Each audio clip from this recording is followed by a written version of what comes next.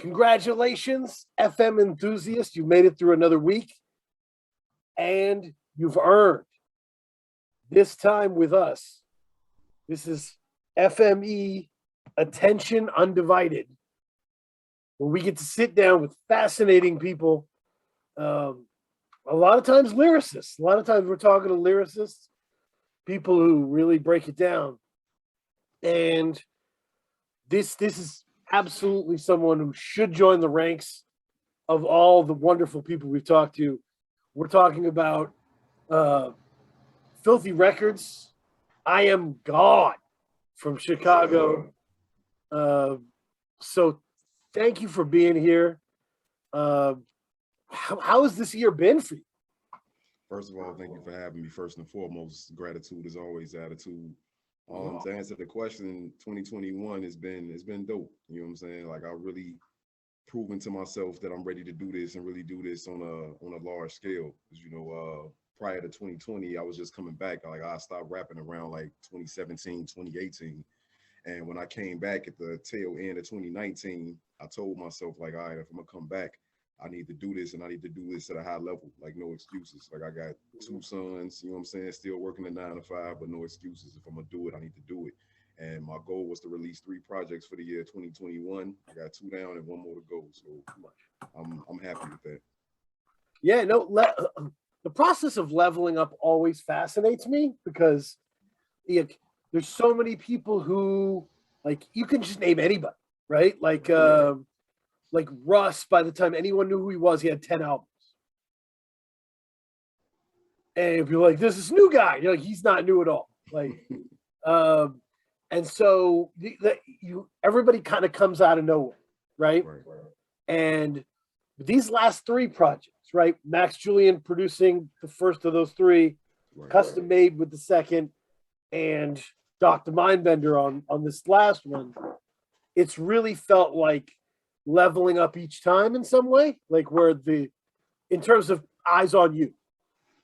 Appreciate you. Yeah, like, and yeah, it does. You know what I'm saying? It does. And it's like, when I first dropped IAMGAWD back in August of 2020 with Max Julian, shout out to homie Max Julian, actually just got off the phone with him right now, working on some stuff for the future. But when we initially dropped IAMGAWD in August of 2020, it was like, the reception was cool. It was more than I expected, but it wasn't.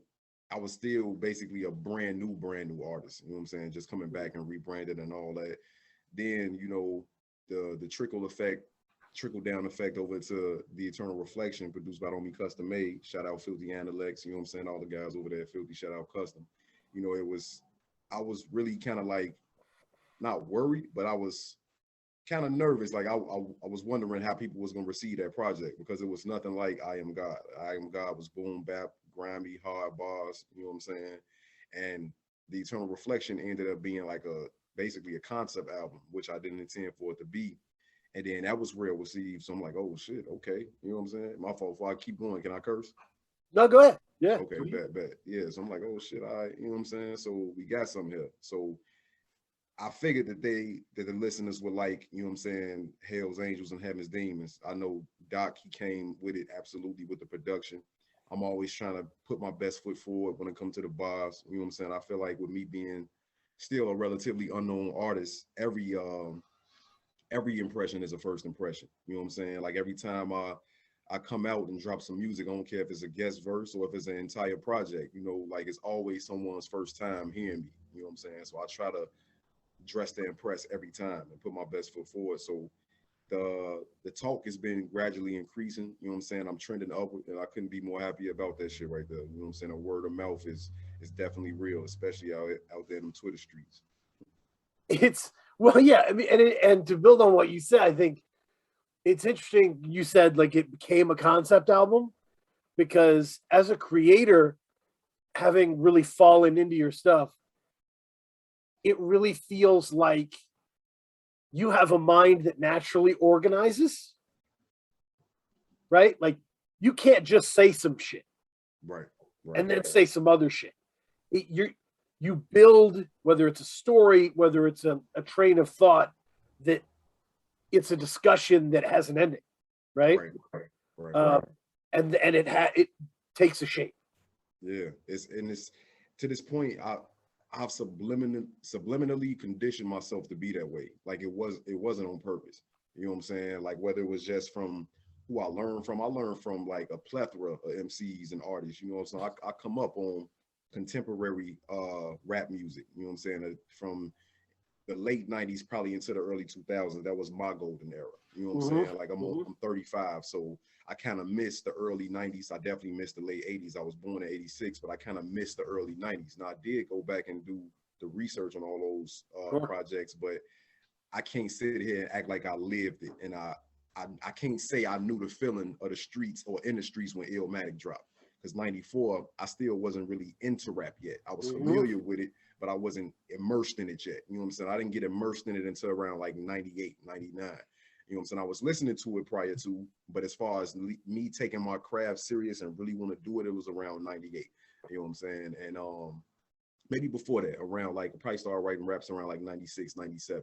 But then really seeing the explosion of it, you know, the money was getting crazy, the publicity was getting crazy for artists, you know, so that really opened my eyes. But you know what I'm saying? Just like coming up in that era, it's kind of like I guess I subliminally conditioned myself to be that way. Like I don't plan none of this shit out. Like I seen like a video of Elzai floating around social media to where he was like breaking down certain rhyme patterns and rhyme schemes, and he was really explaining this shit, like breaking it down to a T.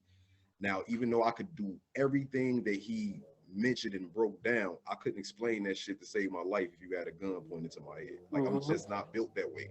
You know what I'm saying? I'm a technician, but I'm not that technical when it comes to putting it together. Like I just write and I just go. Once I get the feeling, I just go and it ends up what it ends up. Like I don't, okay, this bar gonna go here, that's gonna go. I can't do that shit. Like it's a feeling. That's why I only write to beats that pull emotion out of me, because shit, if it don't, like I'm not gonna never like what I come with.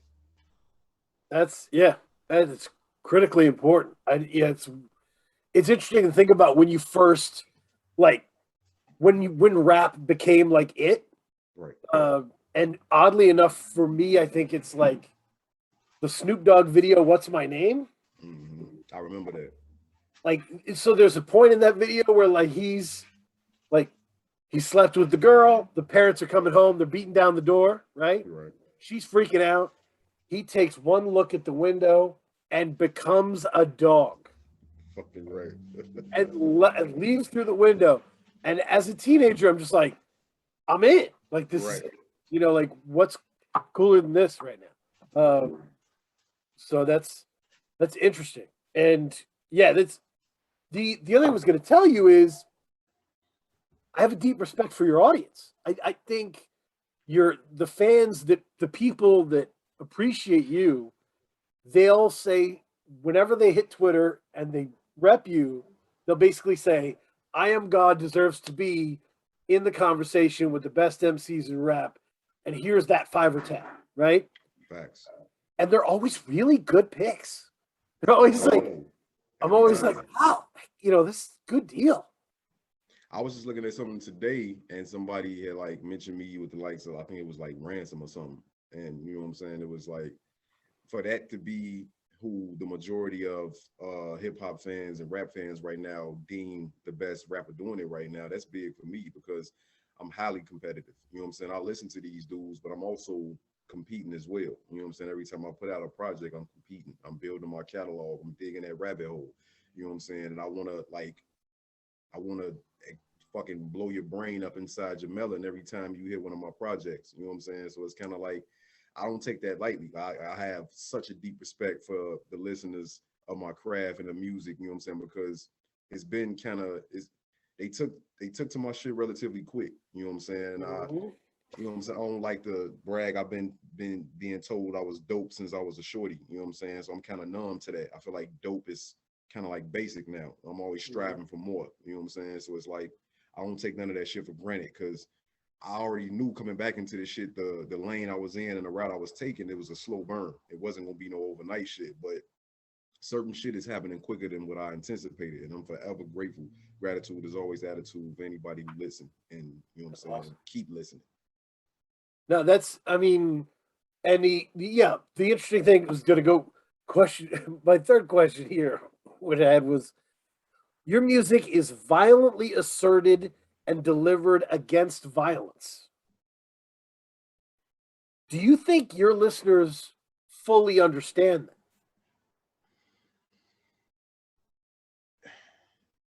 I would say yes.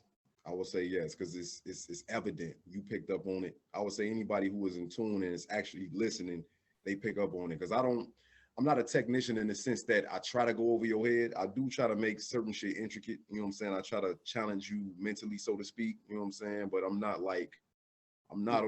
a technician in the sense of a Pharaoh Monch or Eminem or something like that. You know what I'm saying? I'm not trying to really go over your head too much. I want you to get it. I want it to have replay value, and I want you to pick something different up every time you're listening to it. But I also don't want to go too much over your head. I don't want to be too simplistic, but I don't want to go that far over your head either. So I think they get it, because I'm real cut and dry, straight to the point, no nonsense type of MC. You know what I'm saying? Like, I make it clear. I'm unfiltered. You know what I'm saying? Like, I feel like I hit my points, and I say what I mean, and I mean what I say, and I try to say it in as plainly as possible. It might be some little hidden gems in there, but like, I feel like I'm a pretty cut and dry, clear type of MC. I say what I mean. And usually this is like a complicated question, but I think you might have it nailed in terms of, in your case, like, the shirt matches the shoes, right? You're like, it's the content, because sometimes angry rappers are rapping about things that don't make sense to be angry about. Right? Like, they're yelling, but they just ate at a great restaurant. You're like, that sounds okay. Right. But you, like, the voice that you inflect, I mean, Hell's Angels and Heaven's Demons is what really did it for me. What really kind of put everything together. You're so pissed throughout that album, and it makes sense. You articulate why, right?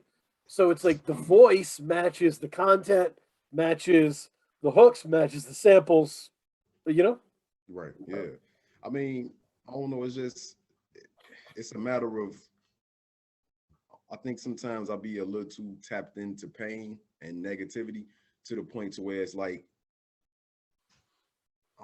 it's hard to explain. Like, I attach myself to pain sometimes, and it's kind of like, it'd be unnecessary sometimes. You know what I'm saying? Like, I don't know if it's empathy. I don't know if it's expectations. It's just, I don't know. I see certain shit, and certain shit bothers me, and I speak on it. You know what I'm saying? And it's just certain shit. It's just like, damn, the more things change, the more they stay the same type of shit. And it's like, I'm talking about it. I don't want to be too preachy, but sometimes I feel like, fuck that. Like, we all say that shit, don't be too preachy, but sometimes I feel like motherfuckers need to be preached to. You need to be talked to. You need to be grabbed up by the collar. Like, my style and delivery is tough love. I was raised on tough love. I was raised on, I'm gonna beat your ass, but I love you. Know that. Understand, I'm beating your ass, but I love you. This is why I'm beating your ass, because if I didn't care, I would just let you run around and do whatever the fuck you want to do, and you would grow up to be a shitty human being. You know what I'm saying? So I'm beating your ass, but I'm doing that because I love you. I grew up on that. You know what I'm saying? So it's like, this is that in audio format. You know what I'm saying? It's like, it might not come across as respectful sometimes. It might be borderline disrespectful. It might be in your face, but it's kind of like, oh, fuck that. Like, sometimes you need to stop a motherfucker in their tracks. You know what I'm saying? And all that sugarcoating shit, I'm not really a fan of sugarcoating. Like, I got 2 boys, and my oldest is 13, and I sugarcoat nothing with him. You know what I'm saying? With him going into that adolescence and becoming a young man, I want him to be a much better man than I was at an early age. You know what I'm saying? I had to learn my way through the journey of, you know what I'm saying, coming into manhood. You know what I'm saying? I didn't have my father around to help me out with that, or no big homies, or, you know what I'm saying, no older guys or nothing like that. So I try to be that for him. And it's just like, I'm real, I don't know, I'm real to the point. Like I said, I mean what I say, and I say what I mean. I want it to be no misunderstanding. Like, talking to me, you can never really say, well, I thought you meant that. No, I said it exactly how I meant it. Yeah, no, it's like, in social situations, we talk about, like, crew dynamics in this thing a lot, where there's different positions in the crew.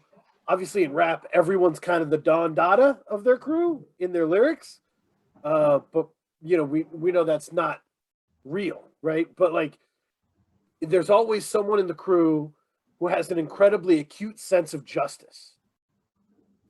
And that person sometimes has a difficult time moving nicely through the world, Right. because the world is so shitty. And Uh, and you'll go into a place that you just want to have fun, and your acute sense of justice friend is like, what the fuck is that? Right. You can't even be mad because you're like, without him, we don't even have that foundation, that grounding. That's interesting. The no, it's that's awesome. The thing is, the audience thing.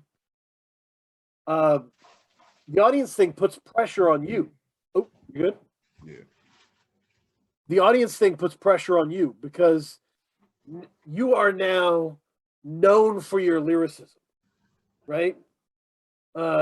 You are known for what you are telling people in these projects. So you don't get to take projects off and kind of give 80% I am God and do some dance hits, right? Like you have these expectations and you've got to keep building. Um, how that's a lot of pressure from project to project. I don't necessarily look at it in that way because everything you was like, okay, y'all like this type of shit again? Cool. Like I excel at this. I do this very well. So I never came in to it even thinking of giving less than 100%. You know what I'm saying? Like I said, like every time I put something out into the world, that's an opportunity for a person to hit me for the first time at the level I am now. So it's kind of like I'm always looking to impress. I'm always looking to leave a mark. I'm always looking to get that reaction. You know what I'm saying? It's like it's no, I'm a no bars off type MC. You know, like I always want to suck the air out of your fucking skull and make you just like think like, what the fuck did he just say? What did I just listen to every time you hear me? So that's not. I don't look at that as pressure. What I see as pressure is kind of like, all right, I'm 35 now. I know it's gonna happen, but when? You know what I'm saying? Like when? When am I gonna level up and hit that next level to where shit is noticeably different?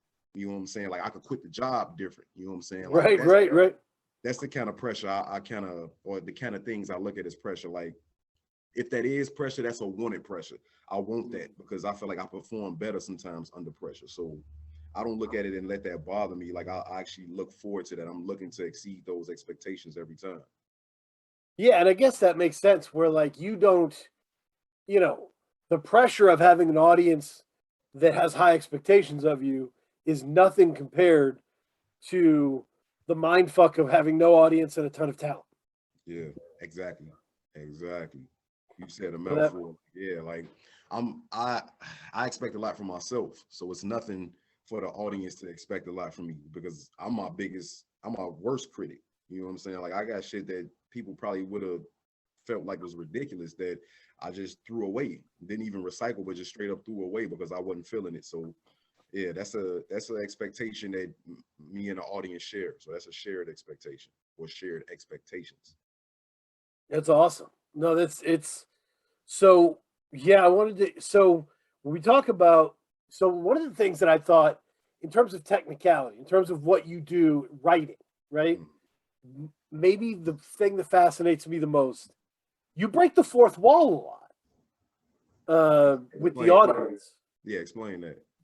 A father's love, right? At the Mm-hmm. beginning of a father's love, you say, this isn't about my father, but this is about a father. And Mm-hmm. boom, we get in the story. No one gets to rap an intro to their rap in their rap. That's like Mm-hmm. incredible, right? So you do this, and a bottle full of liquor.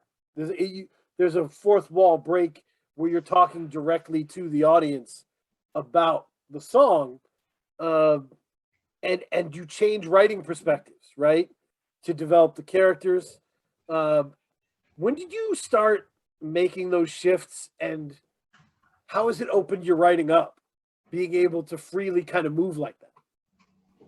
Man, I think it's just a natural evolution. Again, that's a part of me not being a super technical writer, but just I guess absorbing technicality from my favorite artists. You know what I'm saying? Like I was like still am. Like I'm real big on Nas. Like that's my favorite MC of all time. So it's kind of like studying him as a young man, you know what I'm saying, and studying his music and actually listening to his music. It's like he kind of taught me it's okay to be I don't want to say offbeat, but like unique or not in uniform all the time, not as neat.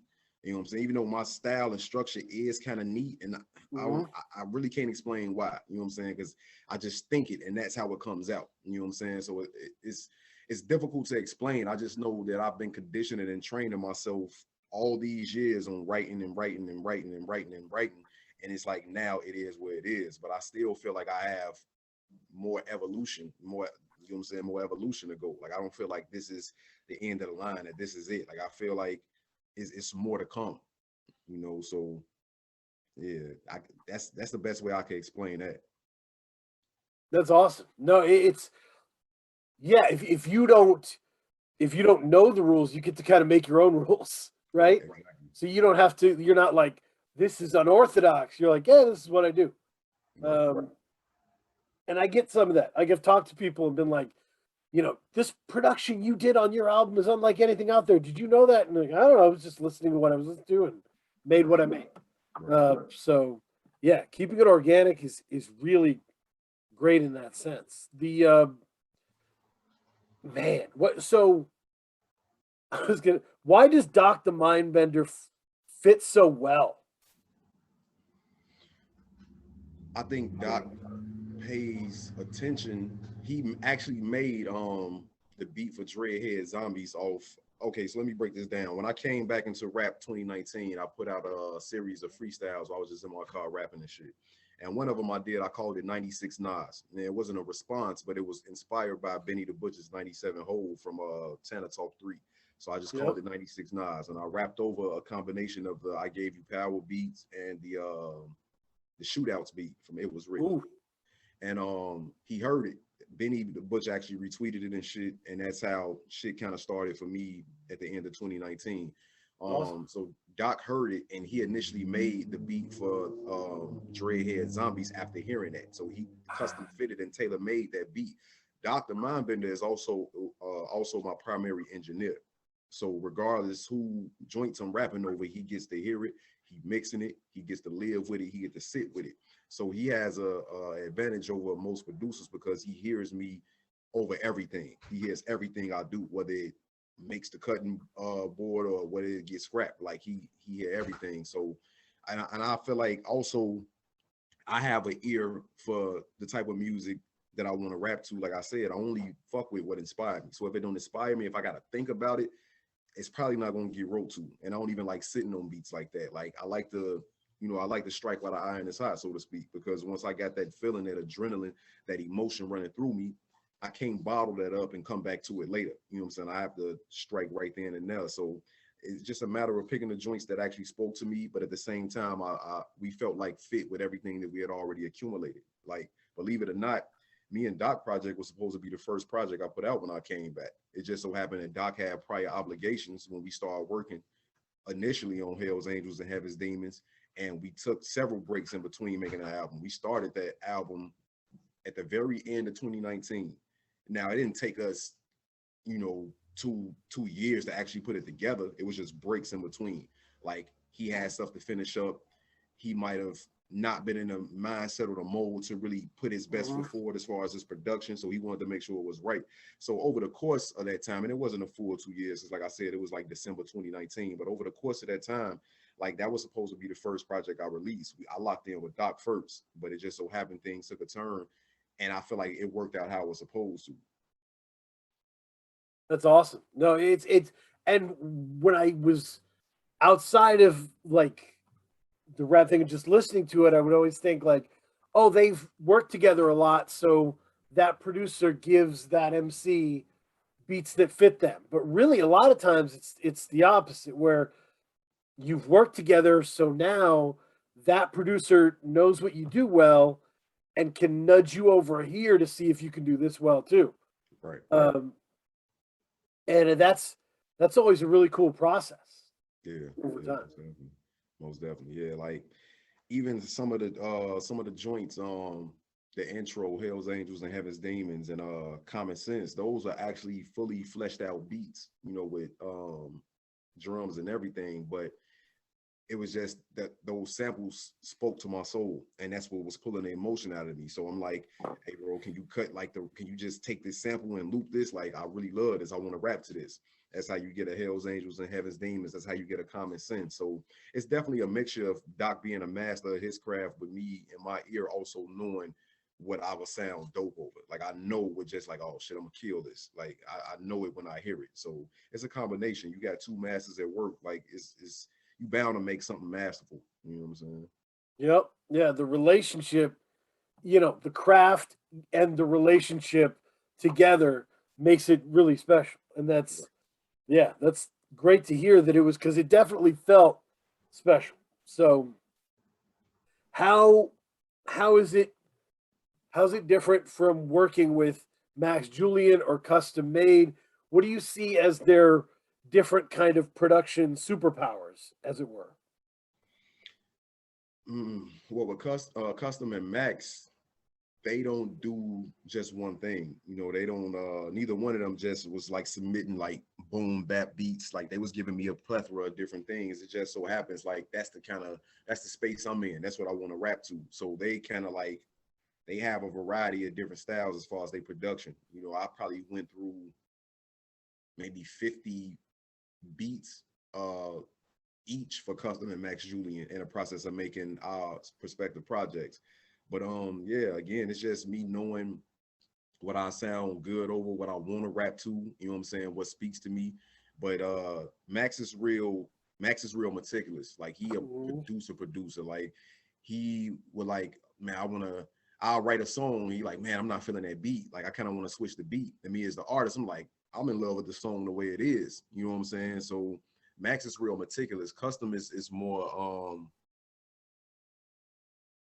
more easygoing, and he just sends shit and whatever sticks. You know what I'm saying? I want to say Custom and Doc's approach is a little similar. All three of them similar in approach, but you know, Max is I think he the most meticulous. Like I said, if a beat gets too old to him, to his ear, and gets too stale, he want to snatch that beat from under the vocals and put something fresh, something new to it. Whereas Custom and Doc, they kind of more laid back with the approach, like they like it the way it is. They not really trying to, you know what I'm saying, touch it or mess with it or update it or anything like that. Right. That's awesome. No, Yeah. and this gives me a great opportunity because so I started Free Music Empire back in 2010, end of 2010, beginning 2011, Okay. and it was like I got to see the drill thing go, right? And take off. So, and there are some mentions of the drill movement throughout these projects, uh, and misconceptions about Chicago, Chirac, and all that kind of stuff. Um, and wanted to talk to you about it because from afar it felt very icky, right? A lot of it felt very icky. But how do you feel about drill's rise and fall and how it changed people's relationship to Chicago? Uh, it put us in the spotlight for better or for worse. We always had major contributions into the game. You know what I'm saying? Whether it be rap music or whatever. I always say that we do every type of music and we do it at an extremely high level. You know what I'm saying? Like Chicago is not just one thing, and it's never really been that way. But I can't really say I care for drill. I'm 35 years old. You know what I'm saying? That's not my era. Even though Chicago is always gonna be Chicago. It's just a different name to it. Yep. And it's a different aesthetic, but it's the same shit. The gangs, the violence, the drugs, the money, the guns, you know what I'm saying? It's the same shit. But I feel like it's taking the bullshit to extremely high levels that it shouldn't be going. When you dissing motherfuckers dead homies and music, and you escalating the beef and you taking shit further. You know what I'm saying? I feel like certain shit should stay in the street, beef being one of them. So it's kind of like when you do shit like that and you making songs, and it's sad because a lot of these motherfuckers actually got talent. A lot of these dudes actually got talent, and it's kind of like they too blinded by the street shit that they in, and they don't last. You know what I'm saying? It's like an assembly line. I dish you, I kill one of yours, you kill one of mine. I dish yours, you kill me, somebody kill you, and it just keep going. It's like an assembly line of motherfuckers just killing each other and putting the shit in music. You know what I'm saying? It's real, it's goofy. You know what I'm saying? But Mhm. you know what I'm saying? Like I don't really care for it, but I don't disrespect the motherfuckers I try not to be too critical to the point where it seemed like I don't understand. Because like I said, I'm from Chicago. Like I know what the fuck it is. I just didn't grow up in the drill era. You know what I'm saying? But like Chicago has always been Chicago. It's the same shit. It's slightly different with the drill shit, putting motherfuckers dead homies in songs and shit like that. That's the biggest difference. But the content is still the same. You know what I'm saying? So I don't know. These dudes is like super young. They ain't really had a chance to grow and mature. I hope they can live past or live to an age where they get to grow and develop and mature and really switch it up and do better for them, because you really can't, I don't know, you can't make it about that shit continuously trying to play in this shit. You cannot be super street and be successful at the same time with the music shit. Like it's just not gonna happen. Like I don't care who you are, what you say, you either gonna end up dead or in jail, period. You know what I'm saying? It's not gonna go no other way. So I mean, you have to respect it to a certain degree, because I mean shit, you got drill in UK. I seen drill in like some Italian shit, you know what I'm saying? Like Yep, you got Brooklyn drill. New York, like all types of shit. So it's like, man, it made a lot of goofy shit popular, you know what I'm saying? But at the same time, it is what it is, you know what I'm saying? Like, but I definitely uh make no bones about how I feel about it. Like I said, I don't feel the need to just flat out disrespect it, because like I said, again, Chicago has always been Chicago. We always been a gangsta ass city, you know what I'm saying? But it's just like, to the levels it reached now, we're putting the shit in the music. It's kind of like, I don't really fuck with that part of it. And that's why, like, for me, on the I was always obsessed with the other side, right? Because, like, to me, the legacy of drill is white people speaking out of school about shit they shouldn't be talking about. Right. That, like, so you were talking about where 16-year-old drill rapper blows up, becomes biggest star in the world. The 17-year-old drill rapper that he also hates comes up and blows up at the same time. Now they're shooting each other's friends. Um, that's some teenage shit, right? That's some teenage, you know, in that area shit. But like, then the 40-year-old writer in a safe ass place, right? The white dude is writing the think piece breakdown about how this gunfight relates to the crime numbers in Chicago this year, and starts to paint the picture. You know what I mean? And that, like, that dude should know better. Yeah, like it's a lot of irresponsibility on a lot of different fronts. You know what I'm saying? Because everybody has a voice now. You could do whatever the fuck it is you want to do from the safety of your computer, whether it be laptop, phone, desktop, whatever. You know, so it's a lot of opinions floating around. And there's a little bit of truth in everything, but it's hard to get the truth in totality. You know what I'm saying? You're not going to get it in totality from one individual. You're not going to get the truth in totality from me, because everybody lives different truths, even though I kind of hate that term, but it's like, your perspective is your perspective. What's real to you is what's real to you. You know what I'm saying? And another Yep. motherfucker might not be able to change your perspective on anything.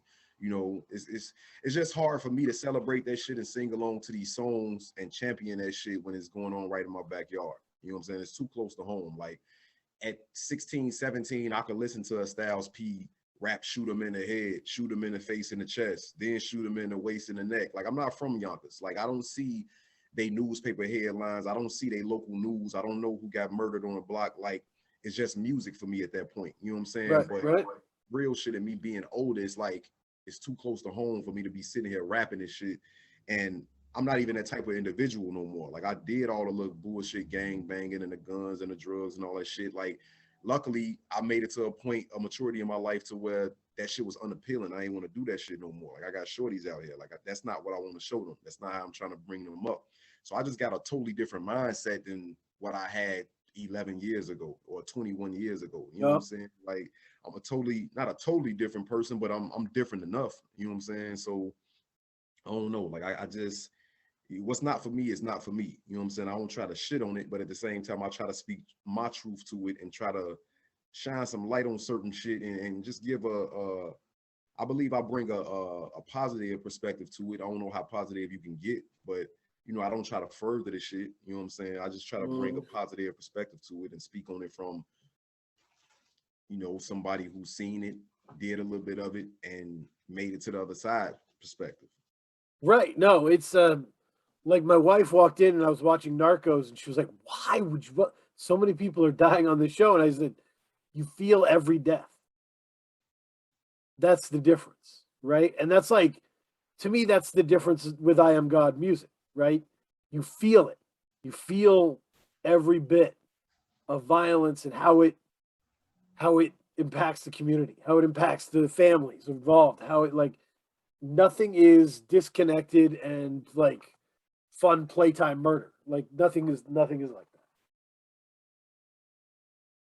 So yeah, that's a big thing. Like it's hard to stay responsible in the music when being irresponsible in the music is kind of playfully one of the elements of hip hop in a way. Yeah, but I think that's what my name is like based on. You know what I'm saying? With the name breaking down into it's I am God is in GAWD, not in GOD. So GAWD is an acronym which stands for getting ahead without devolving. And what that basically means is that I'm not going backwards to take a step forward. You know what I'm saying? I'm not going to do anything that I feel like would question my morality or put my code of ethics in jeopardy. You know what I'm saying? So I'm not going to I'm not gonna put it in the music if it's not something that like I teach. Like, okay, rappers, we all exaggerate, you know what I'm saying? And I'm still an ignorant individual to a certain extent. Like, I'm not superiorly righteous or positive or none of that. I still have an ignorant mentality sometimes that I'm trying to grow out of. That's just a product of who I was and who I still am to a certain degree. But for the most part, if I'm not going to teach it to my shorties, I'm not going to put it in the music. For the most part, I'm not saying everything. I'm not squeaky clean. I'm not trying to be.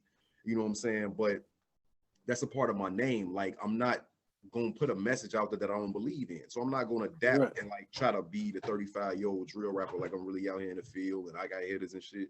No, I'm not gonna do that. And plus my goal is not to like money is not really I would love to get to the point to where I could, you know what I'm saying, provide for myself and my family strictly off music, but I'm not there yet. But I'm not that money hungry and in love with the dollar to the point to where I'm gonna do just anything, you know what I'm saying, for the bread. And again, that goes back to the name. Like my name, like Marlo said, my name is my name. It's not just a Right. pseudonym. This is a lifestyle. The I am God shit is a lifestyle. Like that's a promise to myself. I am getting ahead without devolving. I'm not going backwards. You know what I'm saying?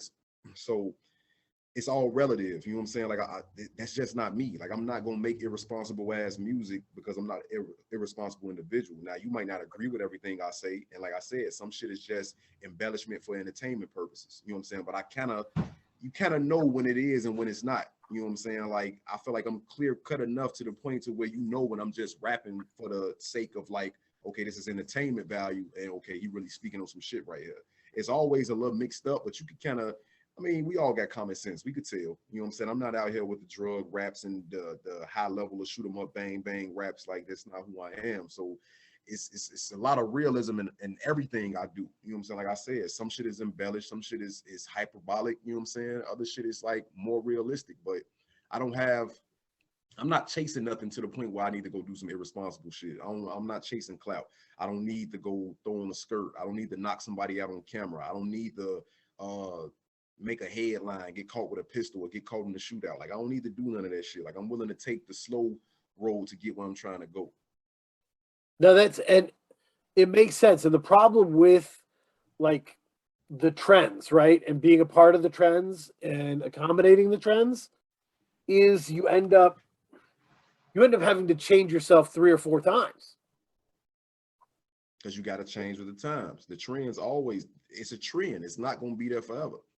The waves crest, and then you're on another trend, and now you're doing a different kind of thing. And by the fourth change, you look pretty silly, right? Exactly. Yeah. So, and yeah, that really and it eats away at the foundation of your career, right?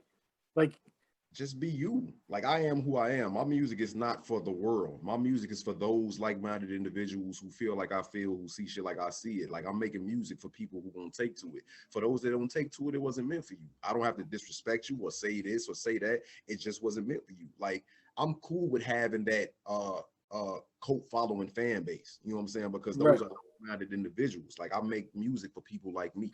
I wouldn't expect somebody who is not like me or don't think along the lines that I think to really fuck with my music. I would expect them to like not like it and, you know what I'm saying, say it's garbage or whatever. You know what I'm saying? Like it's like I said, it's all relative. I'm not out here trying to sell 10 million fucking copies. I'm not trying to go diamond. Like I feel like those days is over with. You know what I'm saying? Right. Like it's my thing is more so leaving a legacy. Like I want to go down as like one of the best ever fuck of this generation. Like I want to be mentioned. If you got Rakim and KRS and Cool G Rap and Kane in your top fives, I want to be mentioned with them. If you got Nas and Jay and Pun and Big and Cube and whoever else in your top five, I want to mention with them. Whatever is your favorite of all time, I want to be there. I don't want to just be, oh, he was nice in this generation. Nah, I want to be intergenerational. You know what I'm saying? Like he was one of the best motherfuckers, period. Like since the creation of this shit. So that's so yeah, to your point, like I have a running Google Doc of like the best albums of the year, and to always be in album of the year mode, right? To just like have this evolve. So I'm not pulling it out of nowhere at the end of the year. right. So, and Hell's Angels and Heaven's Demon just keeps kind of moving up. That's gratitude. That's love. I'm happy to hear that. And it's just me wrestling at night with it and being like, you know, and just putting it in the right place. That wrestling is kind of where you want to be, you know? Yes. Yeah. I want to make it hard for you. I don't want it to be a clear-cut decision. Oh, it's not good enough. And I don't feel like it's ever going to be a clear-cut decision that is better than just everything else. Because I feel like rap, especially the underground, is in a great space right now. Some of the most talented individuals, probably since my golden era of the mid to late 90s through the early 2000s. So I feel like it's a lot of competition. The competition is stiff out of there. But what I do feel like I bring to the table that a lot don't. Like I feel like a lot stick to one or two formulas, and that's the gun bars and the coke talk. You know what I'm saying? And that's cool. I'm not saying that you can't make your name off that. I'm not disrespecting it. If that's your life, that's your life.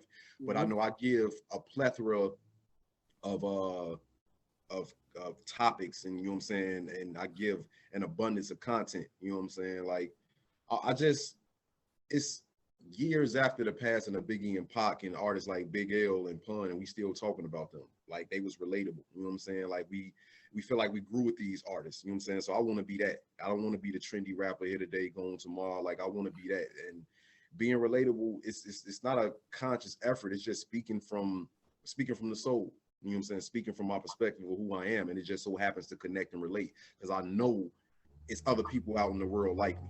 And with the music, you could reach anybody who you want to reach, wherever they are. You know what I'm saying? Especially with this internet shit. So, you know what I'm saying? Yeah, well, and people really like, I think people want to understand what's going in Chicago, but they always get weird sides of it, right? Exaggerated sides of it. And this is a necessary lens, right? For like what you're talking about in terms of the community and in terms of the breakdowns and the dynamics, just really important, you know, and the people kind of feel the impact of what's happening. So yeah, we talk. I want to talk because I had Def C on my weekly show. Shout out FC. That's the homie. Filthē Records. Yes, sir. I got the C neck shirt. So I'm going, and I recommended recommendation at the end. I recommended Hell's Angels and Heaven's Demon, which had just come out, and I told him, I said, I've been falling in love with Filthē Records, one artist at a time. like love what Def C's doing, and then like, oh man, Green Slime is killing it, like loving that, and then like for Self-Medicated blew me away, still one of my favorite things. Threw me down a Solar 5 hole, and then like, yeah, once you came, I knew, I recommended you, wrote about you, and it got to the point where like, I'm gonna have to interview this man, but like, I'm gonna have to wait because I'm gonna have to really absorb this, really listen to everything he's done, I'm glad and to hear that. be able to come in here knowing what we're talking about. Yeah, this music deserves that in that sense. Gratitude, because that's the type of artist I try to be. Like, it's content heavy, so it might be some layers you have to peel back before you really get to the core of it. You know what I'm saying? Like, again, I'm not trying to be so technical that I'm going over your head, but it's heavily layered. You know what I'm saying? Like, and again, like, that's just how I condition myself to write and to execute, you know what I'm saying, my craft. So I appreciate that you did that and you took the time to really absorb what it is that I do before you know what I'm saying, hit me up. Like, that's definitely appreciated. Yeah, it's a thought process. You're writing, but it turns into an argument against yourself, right? Right. And so there's a lot of sides in an argument when a smart person's arguing. So you have to pick up a lot, but it's not presented in any kind of deceptive way. Right. Yeah. So the question was, how did Filthē Records come together? Because it's relatively young, right? Yeah, yeah. I think we just had the 1 year anniversary. Was it September? I think it was September. Yeah. So yeah, man, like, I wasn't around for the conception of it. You know what I'm saying? I'm relatively new to it. Shout out to homie Decay, Sean Doe.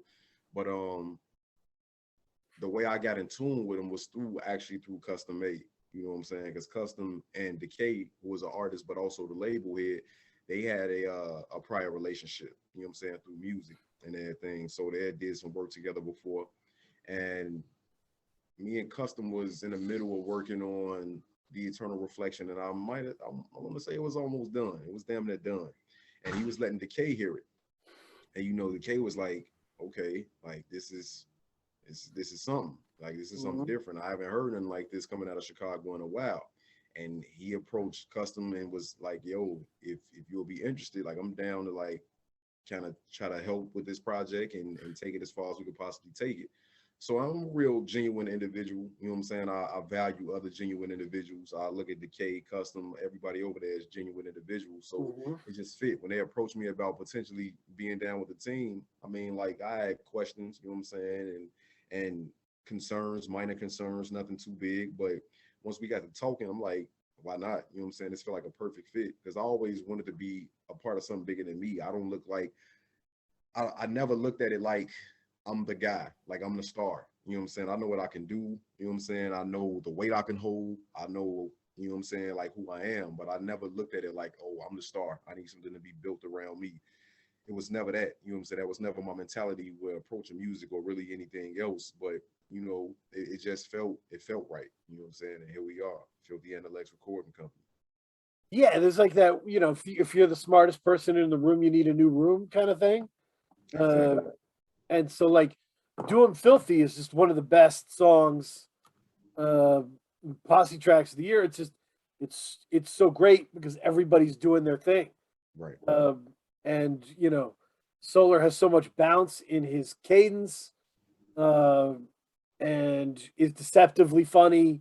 And Right. Exactly. Green Slime is just so much energy and so happy to, you know, be around, and just everybody really does their thing on that. And you close the show and just make it happen. So it must be great to be on a label with people that you can kind of instantly respect how they do it. Exactly. Most definitely. And the lineup, I didn't even know Green Slime was Filthē when I came to the label. Like, he kind of like, and I've been following Slime for maybe like close to a year before I knew he was actually on Filthē. You know, and I seen his post, but I never tapped in. You know, as an artist, sometimes you so tapped into your own thing, and what you doing is kind of like you're not really checking for nobody else. And it's not a disrespect thing. It's just that I don't really move off opinions and what other people say.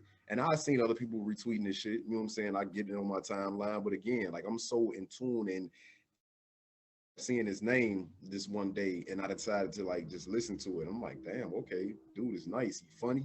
He kind of remind me of like Red Man mixed with like Red and Meth combined, like a one-man blackout. You know what I'm saying? Red and Meth combined. I'm like, this dude, he dope. Like, I fuck with him. Like, he funny, he street, you know what I'm saying? Like, he skilled, he talented, you know what I'm saying? He got content.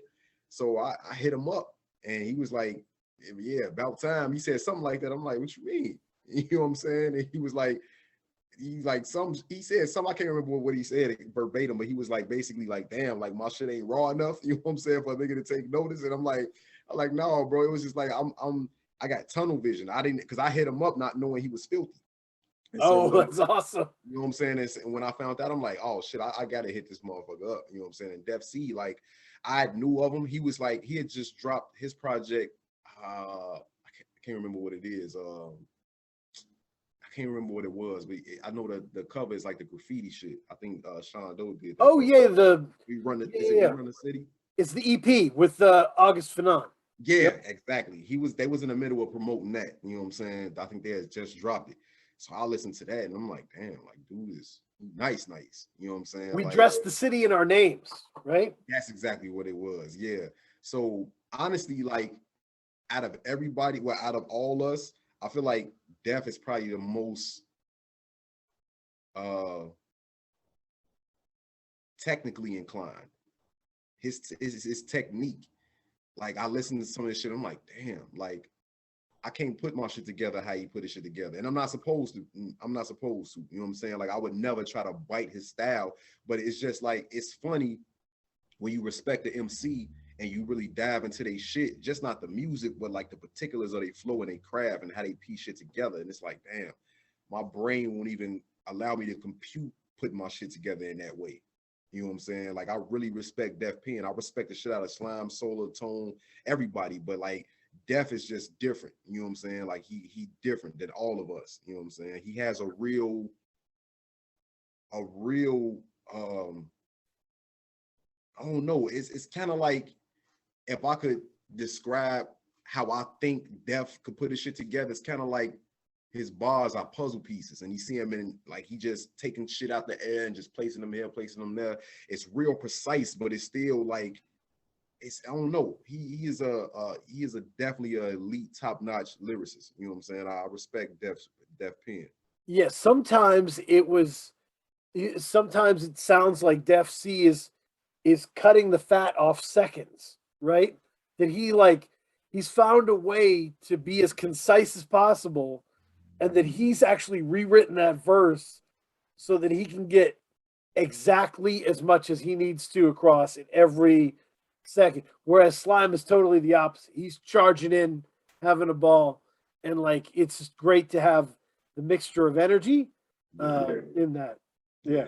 I feel like that's what Cruz is built off of. Everybody shouldn't be the same. Like we all similar in some regards, but we all have distinct personalities as well. You know what I'm saying? So that's what I love about Filthē too. Like it's not, you know how back in the day, like a rapper will come out, he'll blow, and then he'll bring his crew out, and then like the crew kind of like sound like him.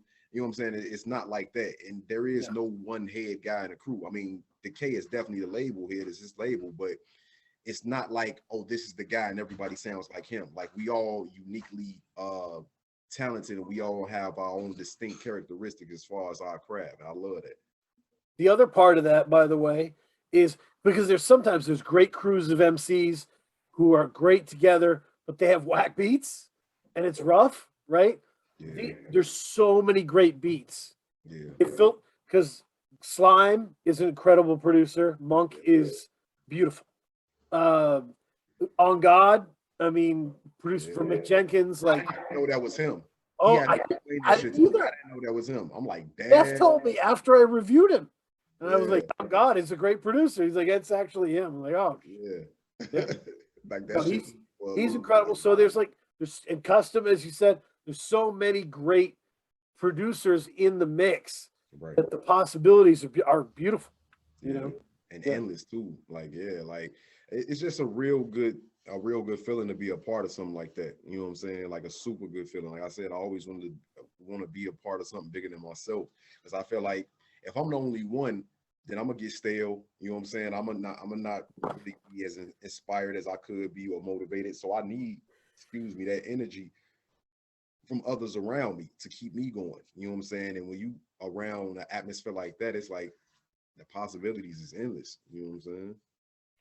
No, so you had talked about your name getting ahead without devolving, right?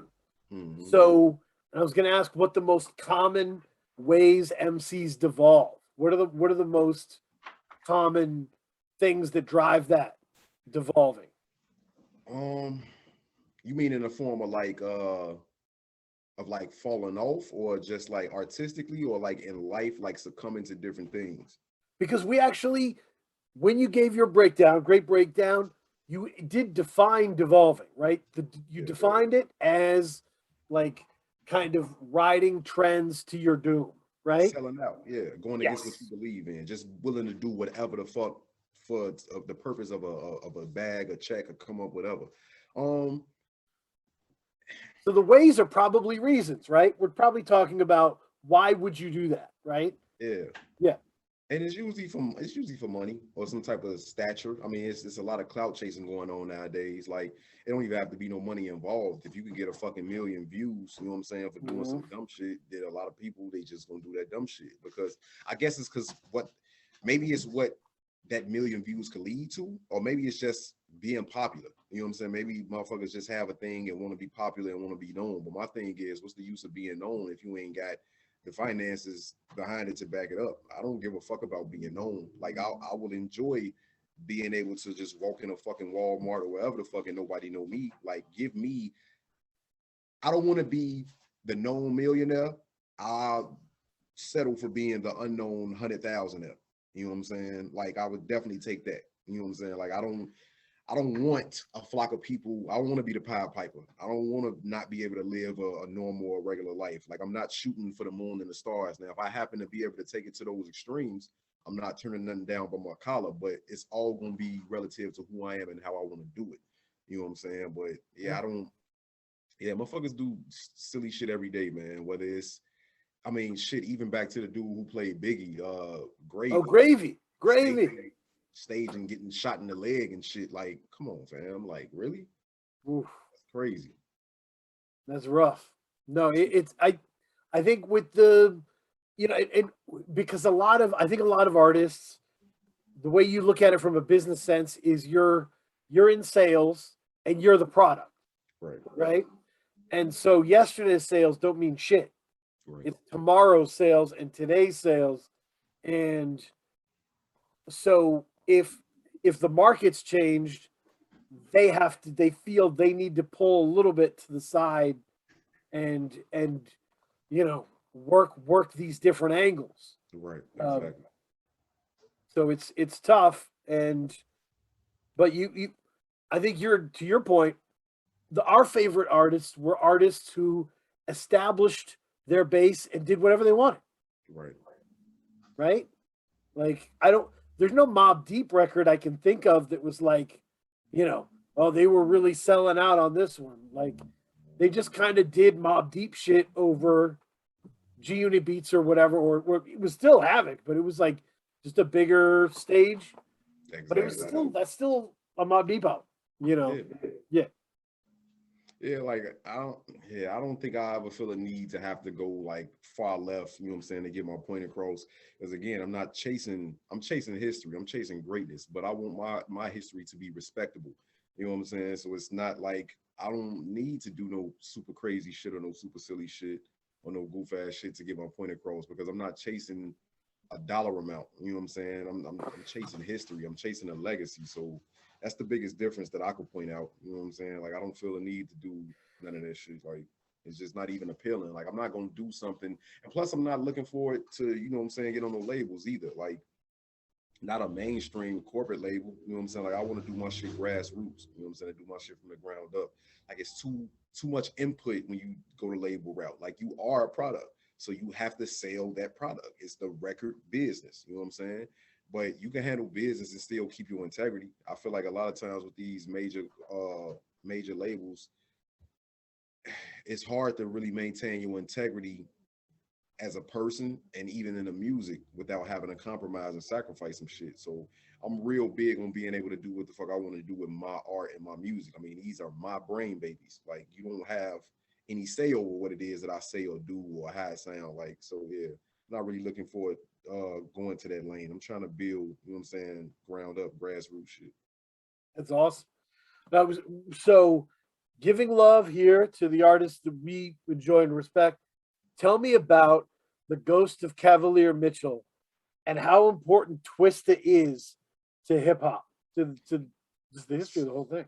Super important, like super fucking important. Like Twista been doing it so long. When he finally dropped Kamikaze and finally like got that platinum status, when that shit was still a thing back then, it was like it was everything. Because I felt like Twista was so underrated for such a long time, and to a certain degree, still is underrated. I think people just look at Twista as the guy that rap fast. Like if you break that shit down, Twista is a master fucking craftsman. Like Unbelievable. like he dropped the album in '94 that didn't really do nothing called Resurrection. It was like he didn't rap fast on any song except for one called Scat Like That. One song, and I think it was about 14, 15 joints, maybe 12, 13, something like that. But one song, he rapped fast. You know what I'm saying? And this is when, you know, he came out as Mr. Tongue Twister with the Guinness Book of World Record flow and all that shit. So he just decided for that one album to slow it down. And like some of the bars on that shit is what Twister was always ahead of his time. You know what I'm saying? Like shout out to Vakil. You know what I'm saying? Like that vest check. You know what I'm saying? Right. Of God's gun. The Yep. Vakil project that just dropped earlier this year. Like motherfuckers is incredible, but Twisted to me has always been on another level. I thought I was baby Twisted at one point in time. I used to be running around through the projects like mumbling and shit, like fronting like I knew what he was saying and shit. You know what I'm saying? Like Twisted has been my favorite, one of my favorite rappers for a long fucking time, and he was actually my absolute favorite for years. Like I probably like switched over to like Nas probably around like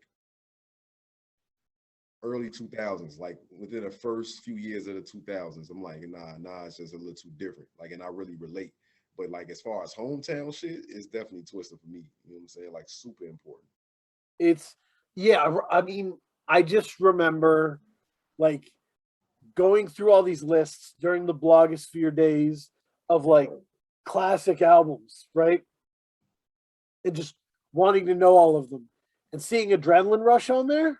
Mm, And like, you know how you come in there, that's the wrong way to come into an album, right? Where you're like, this is it's classic, but you press play. And I was like, this is a fucking this is like perfect. It's a perfect album. yeah, and I gotta say, shout out to the legendary Traxter because he produced that joint in its entirety. And Traxter is just a monster, another unsung, underrated legend. You know what I'm saying? Like, not just a Chicago legend, but just period. You know what I'm saying? Like, man, like the magic them two made. And again, I feel like you see like little nuances of that in like of me and a Dr. Mindbender or me and a Max Julian or me Right, and a right. it's just two masters of their craft coming together at the perfect time and just creating something masterful. You know what I'm saying? Like Adrenaline Rush is not a Chicago classic. It is a classic fucking rap album. You know what I'm saying? Like classic. Like that was my Bible at one point in time. If I didn't listen to Adrenaline Rush at least twice a day for a period of time, like it was something wrong. You know what I'm It's saying? not just flow, it's sequencing, right? Yeah. It's production. It's that is a front to back spotless. You don't change a word of it. Don't change anything. And so I have a great deal of respect for it. I just think so. When we talk about underrated people, uh, what all-time Chicago rapper do you think deserves to be known beyond the city in a much bigger way? Was on camera, and I think the other one might not be footage of it, but Juice, a monster. MC Juice? Yeah, Yeah, no, that's a great pick. And MC Juice is a foundational part of the kind of ecosystem, right? You're talking about like you know, uh the heart of the region kind of people, right? exactly. Yeah, that's a great pick. I talked to Def C in first interview I had with him. I asked him what was the biggest misconception about Chicago, and he said people don't really understand that you can get every kind of music you like here, and the best kind of that music. Exactly what I said earlier. We do everything, and we do it at an elite level. You know what Yep. I'm saying? Like that's Yeah. No, Chicago's always been a big ass melting pot. I mean, we in the middle of everything. So we got the West Coast influences, we got the East Coast influences, and of course we got the influences from the South. Like, you know what I'm saying? And we bred some of every type of artist, whether it's R&B, whether it's gospel, whether it's jazz, you know what I'm saying, whether it's hip hop, you know what I'm saying, just whatever. Chicago is a very cultural city, multi-diverse cultural city, and it's multicultural city. It's like, I don't know, we just got a little bit of best of everything here. So that's no surprise. I definitely agree 100% with that. Awesome. No, it's the one of the questions I was going to ask you, because I was thinking about this when your focus is lyrics, right, and your focus is like building these songs. What happens is your verses are like you're working harder than a lot of rappers, because a lot of rappers are floating through songs, right? And because of that, every verse can change you in a way. Completing a song can change you because you're getting a lot off your chest, right? And you're leveling up. So what songs that you released this year do you feel had that important level up effect where you were done and you were like, wow? I would say Honor Me. Ooh, yeah. Even a fun fact about Honor Me, that last verse is an old verse. That verse is from like 2011. The last verse on Honor Me. You know what I'm saying? Like, it just fits so well. You know what I'm saying? I'm just like, and it was always a favorite verse of mine. You know what I'm saying? So I'm like, one day I'm gonna use this shit. Like, this verse is hard. But I would have to say Honor Me. I would say Bottle Full of Liquor. Oof. Chosen. Shout out Brittany Carter, Olive Blue. What else? I would say Blessings from Hell's Angels and Heaven's Demons. Blessings. I'm just listening to Blessings. I would definitely say the title track, Hell's Angels and Heaven's Demons. Yep. Same Shit, Different Day. What else? Food for Thought. It's a lot. It's a lot. Like, sometimes, like, when I write shit, I'll be like, damn. You know what I'm saying? Like, I'm surprised that, because again, and it's not a ride my own coattail type thing. It's just that I don't place this shit together. I don't have the puzzle pieces floating in front of my face and I'm just putting them where they need to go. I don't have that. I start with completely nothing. I start from blank up here. And it's kind of like I'm just going, and I might write a few lines, I might delete them, because I don't write, I type in my phone, but I still write. So it's not like scratching out and like writing over shit. It's kind of like, okay, typing. Okay, I don't like that. I'm deleting that shit. Type some more. Okay, type some more. So it's kind of like it's just coming together. Yeah. No, it's, you know, when I was writing like books and stories and short stories, I always felt like people would ask me how I would do this stuff, and I would say, I'm not really writing the dialogue. I'm focused on the character and what they would say, and I'm letting them speak. And so it never felt like me doing it. It just felt like letting the scene breathe. Right. So I think that kind of similar to what you're describing, where you get into what you want to do and you just go. Yeah, exactly. Surfing creatively through that stuff. So this is a really important question. So the song that's getting a lot of traction, the Hip Hop Will Never Die, which is a great kind of anthemic underground song. Right. Why do you think hip hop will never die? What is the argument for hip hop? Because it is stronger than a lot of other musical forms.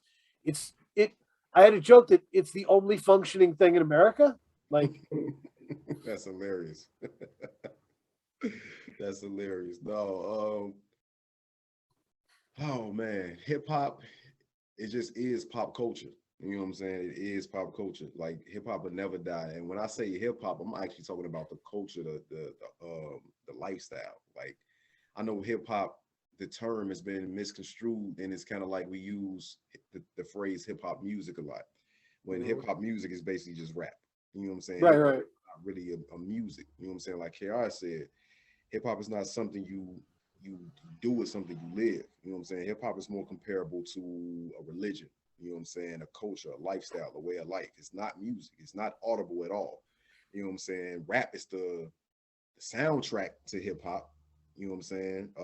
It's the audio piece of it, you know, but I just feel like the people needed a reminder, because again, this phrase hip hop music is thrown around so loosely and so often.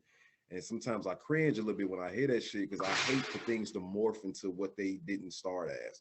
And Yep. everything should Yep. evolve, but at the same time, okay, definition is definition. Like I don't feel like a culture needs to be minimized to just a genre of music.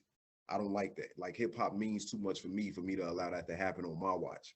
You know what I'm saying? So it's kind of like when I say hip hop and never dies, like nah, like as long as I'm around, I'm just here trying to carry on tradition. As long as I'm around, like that might be the part that they say, oh, he preaching. Like, okay, if that's the case, that's the case. Because I'm gonna let you know this shit is a craft, this shit is a art form, this shit is a lifestyle. You know what I'm saying? It's beyond just the music that you think it is. Rap is just that. Rap is like the baby of all four elements of this shit. Rap was the last piece of the puzzle.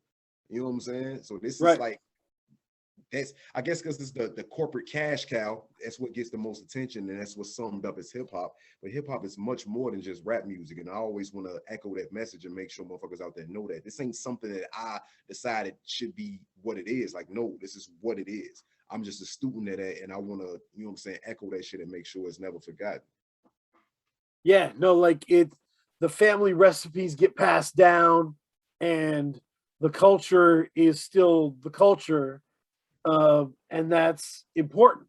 That's Right. like, and I think what all the things I can think of that are earmarks of the success are attached to that, right?